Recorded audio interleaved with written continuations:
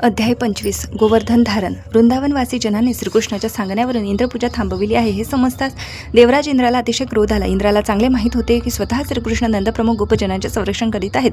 तथापि त्याने व्रजवासी जनांवर आपला राग काढला. इंद्र वेगवेगळ्या प्रकारच्या मेघांचा अधिपती आहे, त्यामुळे त्याने सामर्थक नावाच्या मेघांना बोलविलं. अखिल सृष्टीचा प्रलय करण्याची आवश्यकता भासते तेव्हा या प्रकारच्या मेघांना पाचारण करण्यात येते. इंद्राने या सामर्थक मेघांना त्वरित वृंदावनावर जाऊन संपूर्ण व्रजभूमीला मुसळधार पावसाने पाण्यात बुडवून टाकण्याची आज्ञा केली. आसुरी भावनेने इंद्र स्वतःला सर्व समर्थ समजू लागला होता. जेव्हा असुर अतिशय बलवान होतात तेव्हा ते सर्वनियंत्रक अशा भगवंताचा उपमर्द करू लागतात. इंद्र हा असुर नसला तरी त्याला आपल्या भौतिक उच्चपदाचा गर्व झाला होता आणि तो परमसत्ताधीशाला आव्हान देऊ पाहत होता.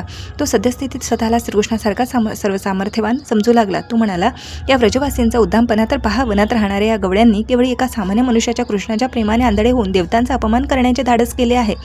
श्रीकृष्णाने भगवद्गीतेत सांगितले आहे की देवोपासक फारसे बुद्धिमान नाही.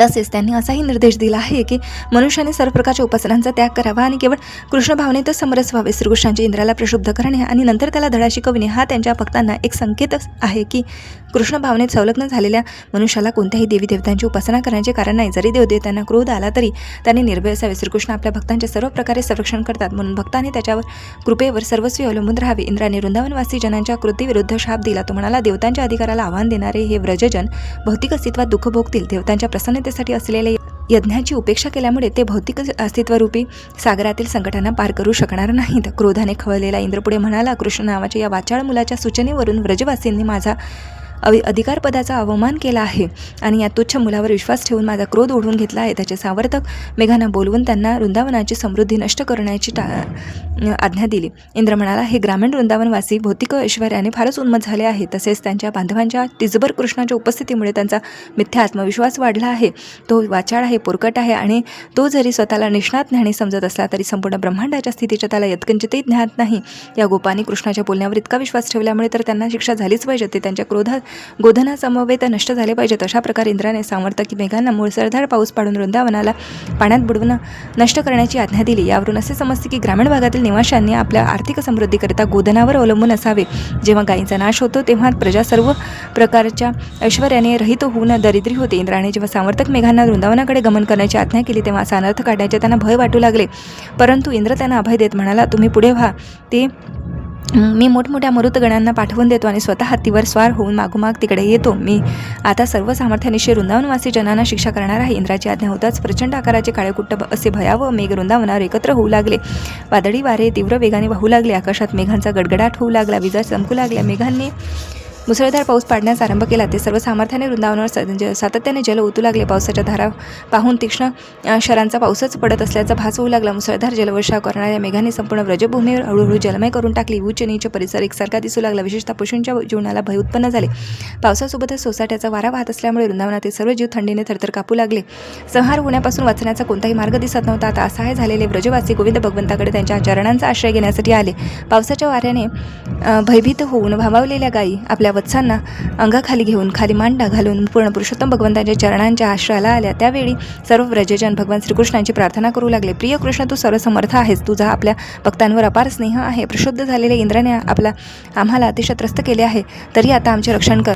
वृंदावनवासी जनांनी इंद्रपूजा बंद केल्यामुळे इंद्राला त्याचा यज्ञभाग तसा सन्मान मिळाला नव्हता आणि म्हणून तो अतिशय खवळला होता. त्याने सामर्थक मेघांना वृंदावनाकडे पाठविले होते आणि ते वादळी वाऱ्यांसोबतच मोठमोठ्या गरांसह वृंदावनावर अखंडपणे जलवर्षाव करीत होते. हे सगळे इंद्राच्या प्रचंड क्रोधाचे प्रदर्शन आहे याची श्रीकृष्णांना जाणीव होती. श्रीकृष्णाने विचार केला, स्वतःला परमश्रेष्ठ समजणाऱ्या देवराज इंद्राने आपले सामर्थ्य दाखविले असले तरी मी देखील माझ्या अधिकाराप्रमाणे त्याला प्रत्युत्तर देऊन त्याचा मिथ्या गर्व नष्ट करणार आणि त्याला दाखवून देणार की तो या विश्वसंचलनातील सर्व मुळीच नाही. मी सर्वांचा स्वामी आहे. देवी देवता माझे भक्त असल्यामुळे त्यांना माझ्या परमप्रभुत्वाचे विस्मरण होणे शक्य नाही. परंतु या इंद्राला मात्र आपल्या भौतिक बळाचा मोठा गर्व झाला असून त्यामुळे तो फारच मत्त झाला आहे. म्हणून त्याला अशा मिथ्या गर्वातून बाहेर काढण्यासाठी मला काहीतरी करावे लागेल.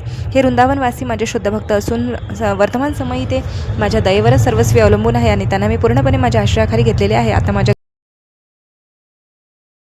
योगैश्वर्याने मी त्यांचे संरक्षण केलेच पाहिजे असा विचार करून भगवान श्रीकृष्णाने एखाद्या लहान मुलाने भुईछत्र सहजपणे उचलावे त्याप्रमाणे एका हाताने गोवर्धन पर्वत उचलून धरला. अशा रीतीने त्यांनी गोवर्धन धारण लीला प्रकट केली.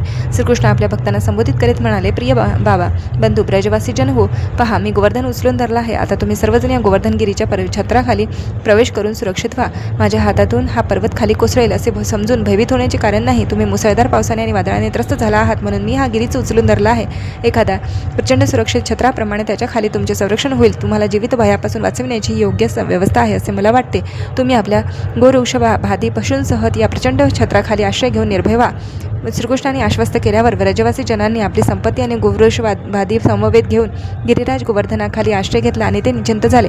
वृंदावनवासी गोपगोपिका बालक तसेच त्याच्या गायी वासरे बैल हे पशु एक आठवडाभर सुरक्षितपणे गिरिराज गोवर्धनाखाली आश्रयाला राहिले. त्या काळात त्यांना तहान भुकेचा कोणताही त्रास झाला नाही किंवा त्यांना काही असुरक्षित सुविधा भासली नाही. श्रीकृष्णाने आपल्या डाव्या हाताच्या करंगडीवर इतका प्रचंड गोवर्धन पर्वत कसा उचलून धरला आहे याचेच त्यांना आश्चर्य वाटत होते. श्रीकृष्णाचे अद्भुत योग सामर्थ्य पाहून स्वर्गराज इंद्राला आश्चर्याचा धक्का बसला. त्याचा निर्धार डळमळला. तो संभ्रमात पडला. त्याने सगळ्या मेघांना बोलावून कारवाई थांबविण्याची आज्ञा दिली. मेघ निघून गेल्यावर आता आकाश पूर्ण स्वच्छ झाले. वादळी वारा थांबला आणि पुन्हा सूर्याचे दर्शन झाले. त्यावेळी गिरिधारी म्हणून प्रसिद्ध झालेले भगवान श्रीकृष्ण वृंदावनवासी जनांना म्हणाले, प्रिय गोपजनांनो, तुम्ही आता पत्न्या मुले गायी गोवत्से ऋषभ आपापल्या वस्तू घेऊन बाहेर पडू शकता, कारण सर्व संकट आता दूर झाले आहे. वृंदावनात वाजलेला जलप्रलय आता ओसरलेला असून नदी देखील शांत झालेली आहे. सर्व मंडळींनी बैलगाड्या जोडून आपापले साहित्य त्यांच्यावर चढविले आणि पशूंना घेऊन ते हळूहळू बाहेर पडले. सगळे जण बाहेर पडल्यावर श्रीकृष्णाने गोवर्धनगिरीला पूर्वीप्रमाणेच यथास्थानी ठेवून दिले. त्यानंतर सर्व वृंदावनवासी प्रेमभराने श्रीकृष्णाकडे आले आणि त्यांना हृदय भरून आलिंगन भरून करू लागले. श्रीकृष्णावर स्वाभाविक स्नेह असणाऱ्या गोपिकांना त्यांच्यावर अश्रुमिश्रित दही शिंपडले, अक्षता टाकल्या आणि त्यांना अंतःकरणपूर्वक अनेकानेक मंगल आशीर्वाद दिले. यशोदा माता, रोहिणी माता, नंद महाराज तसेच परम भगवान बलराम अशा सर्वांनी एकापाठोपाठ एक श्रीकृष्णांना स्नेहभराने आलिंगन करून पुन्हा पुन्हा आशीर्वाद दिले. स्वर्गातील निवासी तसेच सिद्धलोक, गंधर्वलोक, चारणलोक आणि या लोकातील रहिवासी आपला आनंद प्रकट करू लागले. त्यांनी भूमीवर प्रचुर पुष्पवृष्टी केली आणि शंख तथा ढोल वाजवले. गंधर्व दिव्य भावाने श्रीकृष्णाच्या प्रसन्नतेसाठी आपल्या तंबोऱ्यावर गायन करू लागले. तदनंतर पूर्ण पुरुषोत्तम भगवान आपल्या मित्रांसमवेत पशूंना घेऊन आनंदाने घरी परतले. गोपिकांनी त्याप्रमाणे भावपूर्ण अंतकरणाने श्रीकृष्णाच्या विजयी लीलांचे गान करू लागले. अशा रीतीने कृष्ण पूर्ण पुरुषोत्तम भगवान या ग्रंथातील गोवर्धन धारक नामक अध्यायातील भक्तिवेदांत भाष्य संपन्न.